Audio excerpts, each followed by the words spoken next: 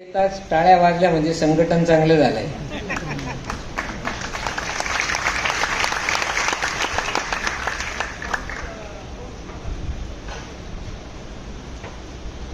सर्व सभागृहातील व्यासपीठावरील अत्यंत मान्यवर तज्ञ असलेले मान्यवर, माझ्या समोर सभागृहामध्ये असलेले सगळे माझे बंधू भगिनी, या सर्व ब्रह्मवृंदांना माझा मनस्वी नमस्कार आहे. मी सुरुवात करताना सगळ्यात पहिल्यांदा माईक समोर न करता बाजूने मी जय परशुराम म्हणणार आहे. परंतु जय परशुराम म्हणताना तुमचा आवाज आतापर्यंत म्हटलेल्या जय परशुराम पेक्षा मोठा आला पाहिजे. कबूल का? तुमचा मोठा की माझा मोठा? जय जय परशुराम.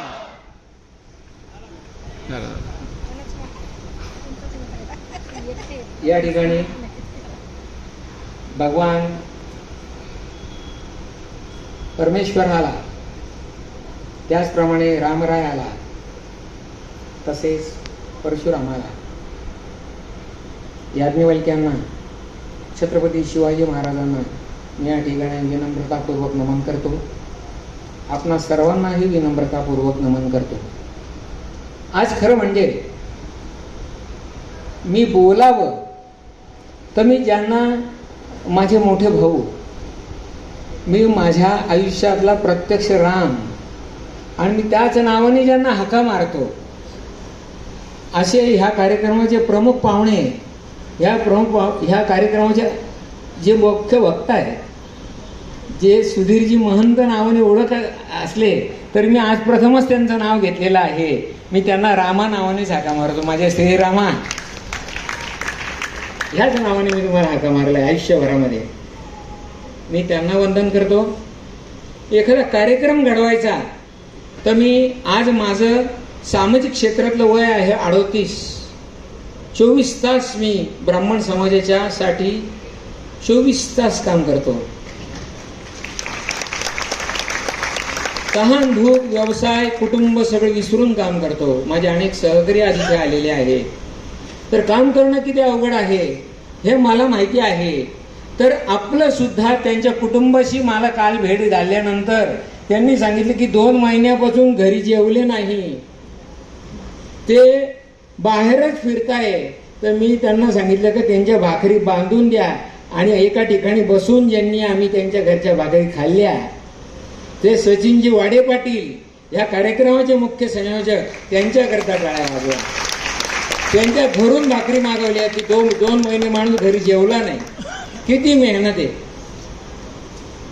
माझा विषय सोडून मी 2 मिनिटं बोलणारच आहे, कारण कार्यकर्ता काम करतो ना.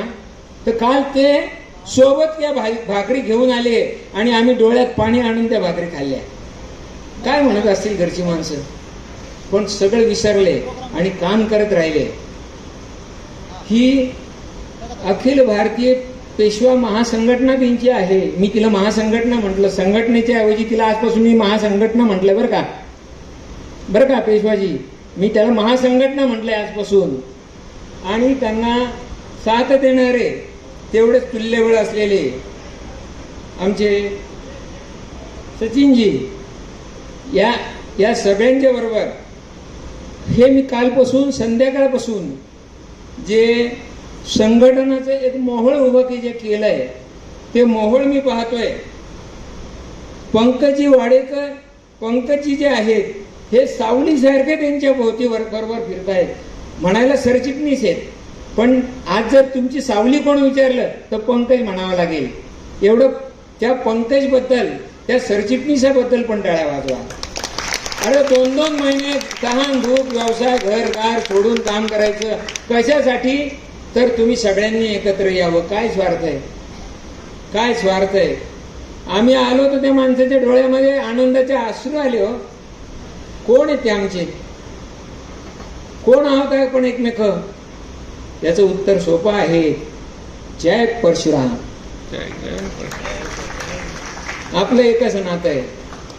एकाच आईबापाची लेकरं आहोत आपण. आणि ब्राह्मण हा आपला गर्वस्थान आहे. आम्हाला भगवंताच्या कृपेनं ह्या समाजामध्ये जन्म मिळाला, पण त्याचबरोबर उत्तम कार्य करण्याची, उत्तम माणूस म्हणून जगण्याची सुद्धा आमच्यावर जबाबदारी टाकली गेलेली आहे. आम्ही हा देश घडवला पाहिजे, आम्ही हा समाज घडवला पाहिजे, समाजाला देशाला चांगलं तेच दिलं पाहिजे. ते करता करता आम्ही आमची उत्तम प्रगती केली पाहिजे, आमचं संपूर्ण कुटुंब घडवलं पाहिजे. ही सगळी एकूण एकत्रित जबाबदारी आमच्यावरती आहे. अनेकांवरती एक जबाबदारी असते की त्यांचं कुटुंबापुरतं काम करायचं, त्यांच्या एका समाजापुरतं काम करायचं, एका विशिष्ट गोष्टीबद्दल काम करायचं.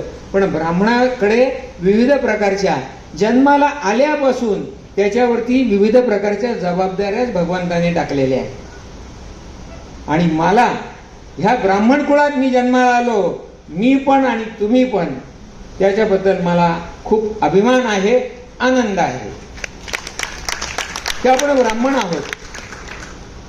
आपण म्हणतो गर्व से कहो हम हिंदू है, गर्व से कहो हम ब्राह्मण भी है. पण आम्ही एकूण समाजाचे घटक आहोत. या एकूण हिंदू समाजाचा आम्ही घटक आहोत. ह्या भारत देशाचे आम्ही नागरिक आहोत. या जगातील सुद्धा उत्तम जो एक जीवन मूल्य जगणारा जो घटक आहे त्याचे आम्ही घटक आहोत. आमच्यावरती परमेश्वराने, आमच्यावरती निसर्गाने आम्हाला खूप मोठी जबाबदारी दिलेली आहे.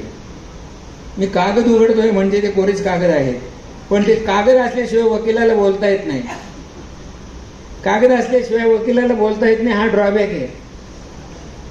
या संपूर्ण समाजामध्ये काम करीत असताना जे अनुभवाचं सिंचन होतं त्यातून कार्यकर्ता घडतो. आणि असा कार्यकर्ता जर तुम्हाला पाहायचा असेल की समाजाचे चांगले वाईट मधले वाईटच अनुभव आपल्याला प्राप्त झाले, वाईटच वातावरणाचा आपल्याला अनुभव आलेला आहे आणि त्यातूनच एखादा वाडीपटी जन्माला येतो की त्याला असं वाटतं की नाही नाही नाही नाही, मी माझ्या समाजाला एकत्र केलं पाहिजे, त्याला त्या गुणांची जाणीव करून दिली पाहिजे की अरे तू कोण आहेस, तू निराश का होतो आहेस, तुझ्या बुद्धीवरचा, तुझ्या कर्तृत्वावरचा विश्वास जो आहे तुला जागा करायचा आहे, त्याला त्याची जाणीव करून द्यायला लागती. आणि त्याच्याकरता आजच्या या अधिवेशनाचं प्रयोजन आहे.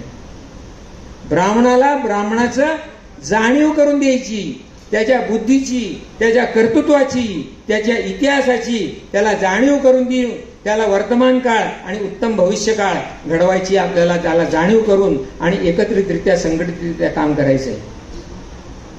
आजच्या ह्या अधिवेशनाने काय मिळेल बरं? तर निराश झालेला, आपल्या भोवती खूप अडचणी आलेल्या आहेत असं वाटणारा ब्राह्मण समाज आज इथून बाहेर गेल्यानंतर खात्रीने बाहेर जाणार आहे की मी समजत होतो तसं नाही. हिरा हिराच असतो, कोहिनूर कोहिनूरच असतो, वाघ वाघच असतो, बगळा बगळाच असतो आणि हंस हंसच असतो. मी कोण आहे याच्या स्वत्वाची जाणीव मला झाली पाहिजे की मी हंस आहे. मी पक्ष्यांमध्ये गेलो तर मी हंस आहे, मी प्राण्यांमध्ये गेलो तर मग मी सिंह आहे. लोक म्हणतात मग ब्राह्मण कळपानी का राहत नाही, एकत्रितरित्या का राहत? सिंह कधी कळपानी फिरलेलं पाहिलं का?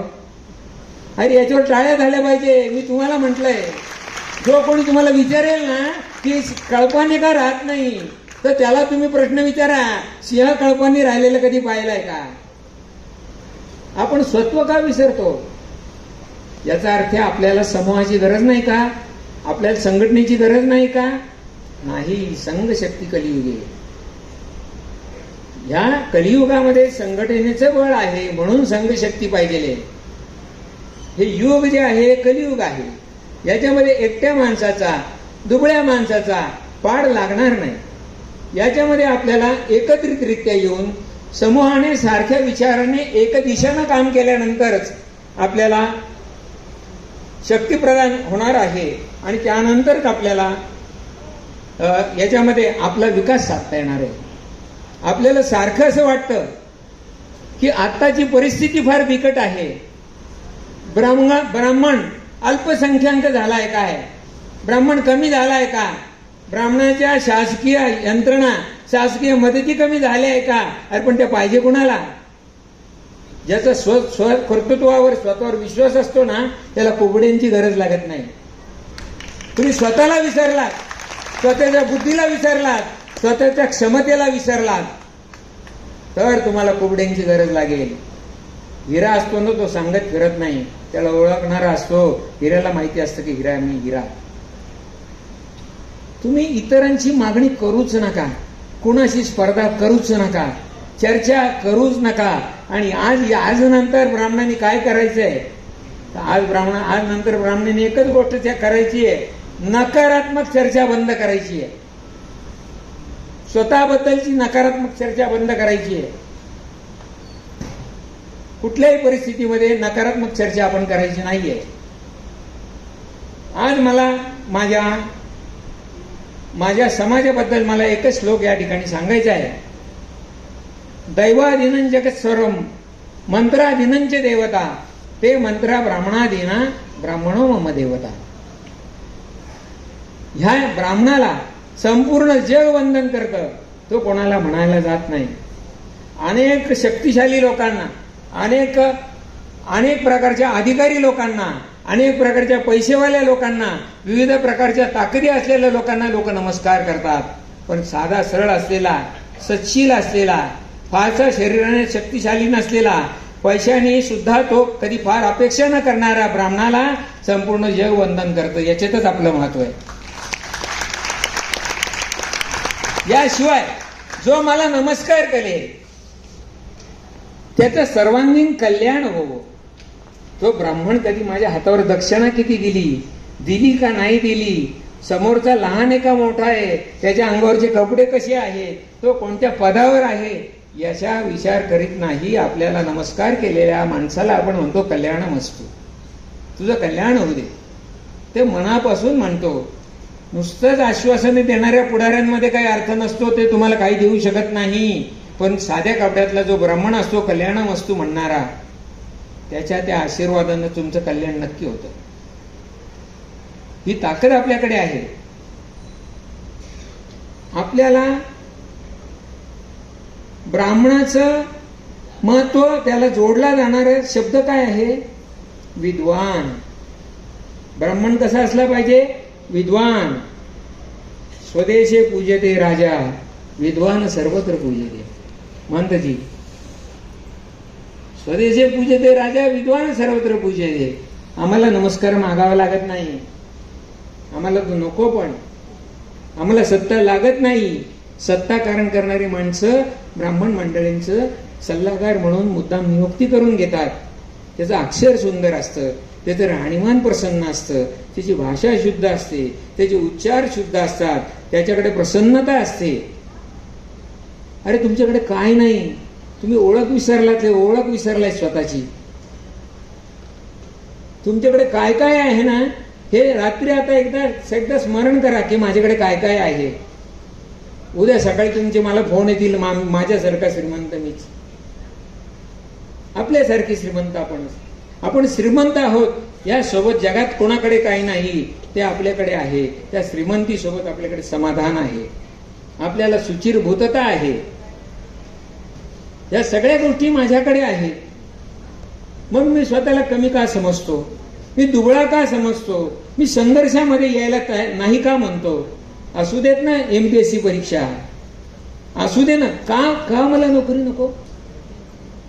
नक्की उद्योग करा, 1000 लोकांना उद्योग द्या. पण सगळ्यांना उद्योग नाही मिळाले तर मला अमुक गोष्ट नको असं का म्हणायचंय तुम्हाला? मला नोकरी नको. अरे तुला देतोय कोण?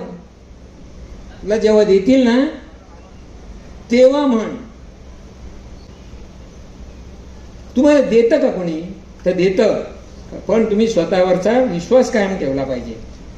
तुम्हाला नोकरी मिळेल, मग ती प्रायव्हेट मिळेल, सरकारी मिळेल, आणि उद्योग केला तर मी तुम्हाला सांगतो, इथे बसलेला प्रत्येक माणसं, प्रत्येक ब्राह्मण हजारो लोकांना नोकरी देणारा होऊ शकतो. मी तुम्हाला नक्की सांगेल की नोकरी करण्यापेक्षा नोकरी देणारे व्हा.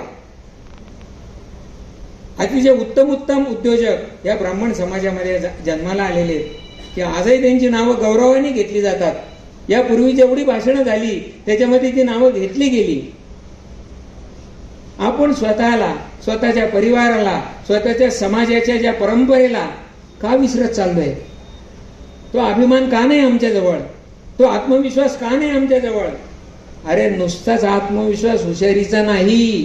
तुम्ही स्वातंत्र्याचा जर इतिहास काढला ना तर ज्यांनी गळफास स्वतःच्या गळ्यात घालून घेतला ना ते सुद्धा ब्राह्मणच होते. या स्वातंत्र्याच्या चळवळीसाठी त्यांनी गळफास स्वतःच्या गळ्यात घालून घेतला. त्याच्यापैकी एक माझे आजोबा होते. म्हणजेच कायरो का काम नाही होता लढणं. पण ती लढाई वेगवेगळ्या प्रकारची असते. सामाजिक स्तरावरची असते, बुद्धीच्या स्तरावरची असते, मुख्य म्हणजे ती अर्थस्तरावरची असते. आणि अर्थस्तरावरची लढाई सुद्धा आपण जिंकली पाहिजे. जोपर्यंत तुमची आर्थिक परिस्थिती चांगली नाही तोपर्यंत कुठल्याच परिस्थितीत कितीही उत्तम भाषण केलं, कितीही संघटना केल्या, जोपर्यंत तुम्ही तुमच्या अर्थव्यवस्थेकडे लक्ष देत नाही, आर्थिक उन्नतीकडे लक्ष देत नाही, सत्ता स्थानाकडे लक्ष देत नाही, तोपर्यंत तुम्हाला समाजामध्ये सन्मान मिळू शकत नाही. काही करा, बरोबर ना भाऊ? तुम्हाला ते मिळवावं लागेल. आणि घरी बसून कायवर का काम करून तुम्हाला उत्पन्न मिळू शकत नाही. कष्ट करावे लागतील, हिंमत धरावी लागेल, कल्पकता लागेल, जनसंपर्क लागेल. आणि नुसतं ब्राह्मण ब्राह्मण करून तुमचा विकास होणार नाही. तुम्हाला वाक्य आवडणार नाही. ब्राह्मण समाज 3%, कोणी म्हणतं 5%, कोणी म्हणतं 2%, मी म्हणतो 7%. एकट्या ब्राह्मणाने मी दुकान काढायचं, माझे सगळे गिराईक ब्राह्मणच का? सगळ्या समाजाचे लोक माझे गिराईक का नको? मी सगळ्या व्यवसायांमध्ये का नको? मी सर्व क्षेत्रातल्या नोकऱ्यांमध्ये का नको? माझे सगळ्या प्रकारचे उद्योग व्यवसाय का नको?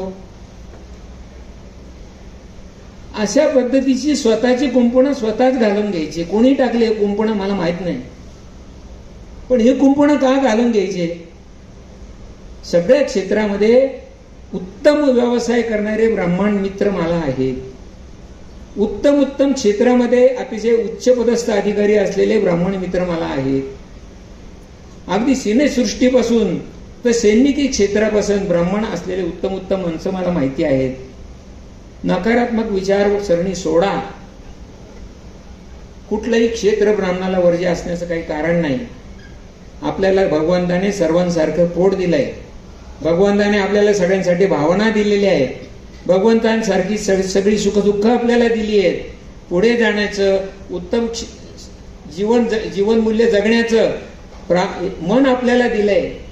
मग मला कुठलाही उत्तम जो शासन मान्यता प्राप्त असलेला, समाज मान्यता प्राप्त असलेला व्यवसाय करणे, हे मला नोकरी करणे हे मला मान्य असलंच पाहिजे. माझं कुंपण मी नोकरी करत नाही. अरे तुला देतं कोण? तुझ्याकडे पाहिल्यानंतरच लक्ष येतं की तू करू शकणार नाही. मी नोकरी करत नाही, मग व्यवसाय करतो का नाही? तो मिळत नाही, तो चालत नाही. अरे तू चालेल कसा? 18 तास काम करावं लागतं तेव्हा खिशात पैसा येतो. 18 तास. आणि असं करणारा असतो तो ब्राह्मणच. त्याला कष्टाची कधीच त्याला लाज वाटलेली नाही, त्याला कशाचं भय वाटलेलं नाही, तो कधी वाईट गोष्टींकडे गेलेला नाही. आपल्यातल्या स्वतःमधल्या चांगल्या गोष्टी पाहायला शिका. त्याचं दररोज देवाजवळ तुम्ही बसता ना, तुम्ही ज्या वेळेला रोज देवापुढे बसतात, मी एवढीच गोष्ट सांगणार आहे की जेव्हा तुम्ही देवापुढे बसतात ना, तेव्हा तुम्ही जसं भगवंताचं चिंतन कराल, त्यावेळेला तुम्ही स्वतःतल्या चांगल्या गोष्टींचं सुद्धा चिंतन करा की माझ्यामध्ये आहे काय आणि मी माझ्यासाठी, माझ्या समाजासाठी, माझ्या कुटुंबासाठी याचा काय सदुपयोग करू शकतो.